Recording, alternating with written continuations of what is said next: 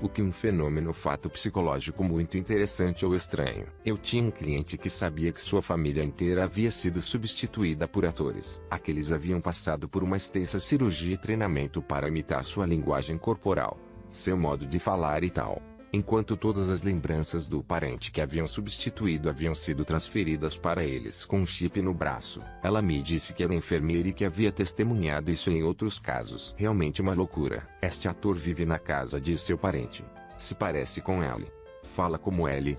Sabe tudo o que aconteceu 20 anos atrás. Mas este não seu parente. Ela estava 100% convencida disso. Não há menor dúvida. Sua principal preocupação era o que aconteceu com sua verdadeira família. Somente anos depois aprendi que isto se chama ilusão de Capgras. Espero que ela tenha conseguido ajuda. E que ela pudesse reunir-se com sua família. O efeito placebo mais estranho para mim. Tão selvagem. Como uma coisa falsa que causa um efeito realismo, o que é ainda mais selvagem que o efeito placebo funciona nos animais, e funciona nos humanos quando você lhes diz que estão recebendo um placebo e lhes mostra que um placebo tão estranho. Confrontar alguém com informações que estão em desacordo com o que seu cérebro usado para estimular a amígdala da mesma forma que um ataque físico faz. Assim, dizer a alguma pessoa idosa que o que ela pensa que o mundo essencialmente errado pode ser comparado a uma bofetada na cara. Isto pode ser coisas pequenas. Uma vez tentei explicar a meu pai que as pessoas estão ganhando dinheiro com o YouTube como criadores de conteúdo e que a ideia era tão estranha para ele que ele ficou bravo e barulhento. Minha namorada, na época, ficou muito confusa e assustada depois. Encontramos isso enquanto cuidávamos de minha avó uma vez que a demência se instalou. Ela não parava de perguntar onde estavam vários membros da família. Originalmente minha mãe lembrava que a pessoa havia morrido há 6 anos. Minha avó ficava furiosa por não ter sido avisada antes e chorava de novo. Eu estava no colegial e depois de assistir a isso vezes suficientes eu dizia que eles estavam em qualquer rua em que o cemitério onde estavam enterrados. Ela tratava melhor. Ela sabia onde eles estavam, não porque estavam lá. Conseguia fazer com que outros membros da família seguissem o exemplo. As visitas diárias se tornaram menos estressantes para todos os envolvidos. Quando se pede algo grande, deve-se chegar até ele pedindo algo inconsequente no início. Portanto, provável que a pessoa diga sim, seguido de pedidos um pouco maiores. Uma vez que a pessoa tenha dito sim, ela se sente obrigada a continuar dizendo sim. Os vendedores fazem isso muitas vezes. Otto, se você quiser algo pequeno, comece pedindo algo ridículo. Então, em comparação, o pequeno parece trivial. Os vendedores também fazem isso muitas vezes. Além disso, as pessoas estão mais inclinadas a deixar você fazer algo se você der uma razão. A parte interessante é que não importa realmente qual a razão. Por exemplo, pedir para cortar na frente de alguém no checkout. Se você perguntar, você se importa se eu cortar na sua frente?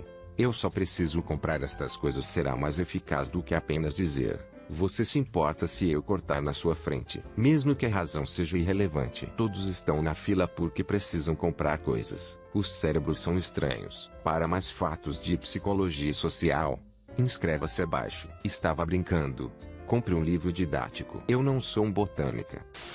Taquipsia, essencialmente, sob situações de extremo estresse, sua mente começa a processar informações a uma velocidade tão alta que o tempo parece retardar sua percepção. As vítimas de acidentes de carro passam por isso. Eu a experimentei durante meu primeiro combate a incêndios no Afeganistão. Era como se o mundo inteiro estivesse em câmera lenta. Famosamente, você viu Tom Hanks, personagem do Capitão Miller em Saving Private Ryan, experimentá-lo durante a sequência de aterrissagem na Normandia. Eu já vivenciei isso, quando eu estava no colegial. Eu estava dirigindo com alguns amigos meus durante os meses de inverno, e nosso carro deslizou para dentro de uma árvore. Logo antes de bater na árvore, eu me lembro distintamente do tempo que parecia diminuir à medida que arávamos através da árvore. Era uma árvore pequena.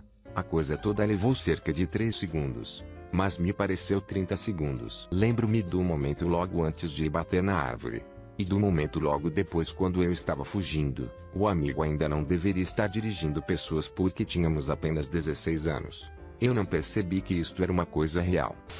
Eu tenho SDAM, significa memória autobiográfica gravemente deficiente. Não conheço mais ninguém que tenha esta condição. E há apenas cerca de 2 artigos que pude encontrar sobre isso no Google. Não sério e não foi causado por traumas de infância que eu conheço. Eu tive uma educação segura e bastante amorosa.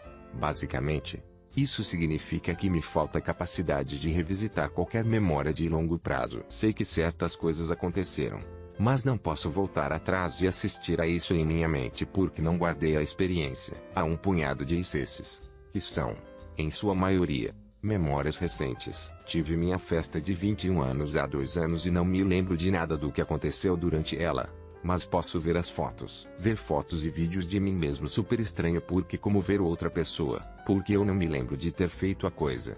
Isto também significa que eu não tenho percepção de meu eu passado, e não me sinto conectado à pessoa que eu era há 1 ano atrás. Sei que minha personalidade praticamente é a mesma, mas também sei que mudei muito nos últimos anos. E acho que algumas pessoas pensam que estou tentando ser uma pessoa diferente ou algo assim. Não estou.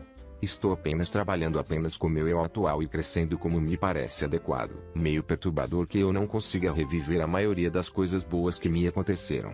Mas também me dá uma sensação de paz porque também não consigo reviver as coisas ruins. Dito isto, tenho uma imaginação muito forte. E já fabriquei e refiz eventos passados na minha cabeça para preencher as lacunas.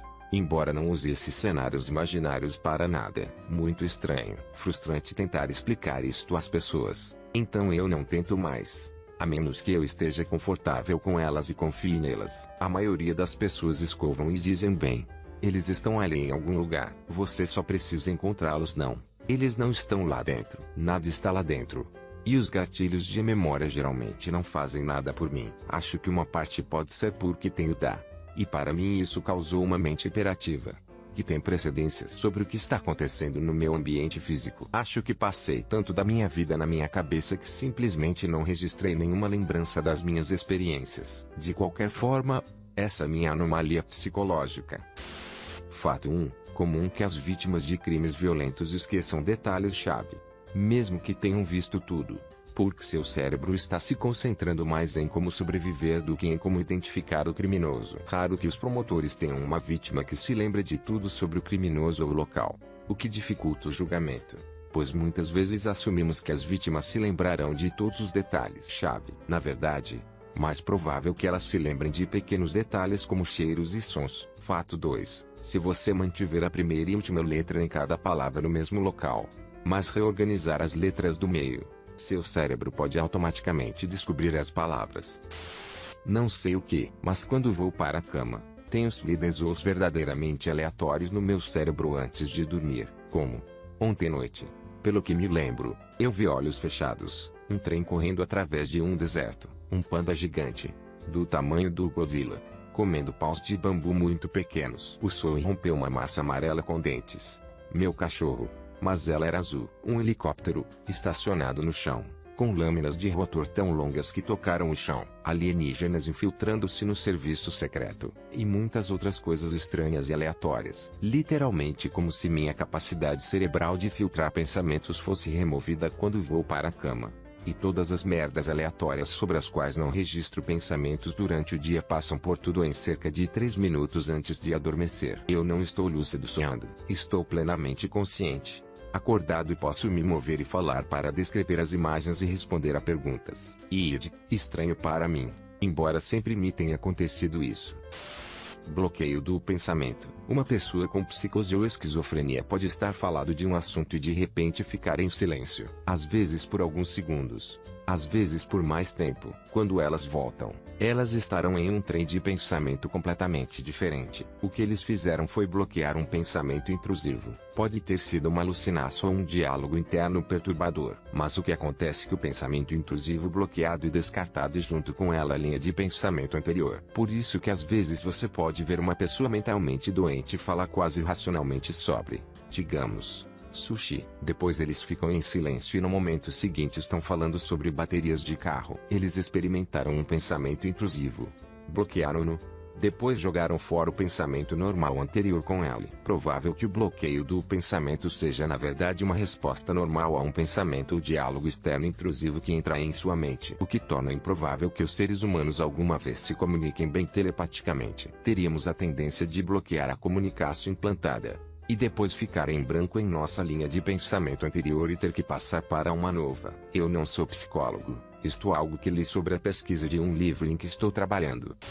Não tenho certeza se isto pertence aqui, mas acho fascinante. Os humanos são realmente criaturas absolutas de hábito e familiaridade. Há muitos anos antes do advento dos telefones celulares ser comum, a maioria dos lares tinha telefones fixos. E os toques dos telefones fixos eram muito semelhantes uns aos outros. Então, com o advento dos telefones celulares em geral e dos telefones inteligentes em particular, abriu-se todo um mundo de toques de telefone. Poderíamos ter literalmente qualquer barulho para um toque. Desde um sapo louco, lembra-se dele, até músicas e barulhos de peidos para nosso próprio filho, nós dizendo mamãe atenda o telefone. Eu tinha meu filho repetindo isso repetidamente com um senso de urgência cada vez maior. No entanto, nos últimos anos, parece que a maioria de nós tem um som particular. E que som esse? Telefone moda antiga, porque em nossos cérebros, assim que um telefone deve soar. Isto pode muito bem ser uma coisa regional. Eu moro na Austrália,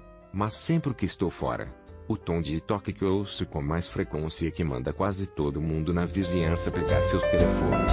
Esse tom exato, inclusive eu.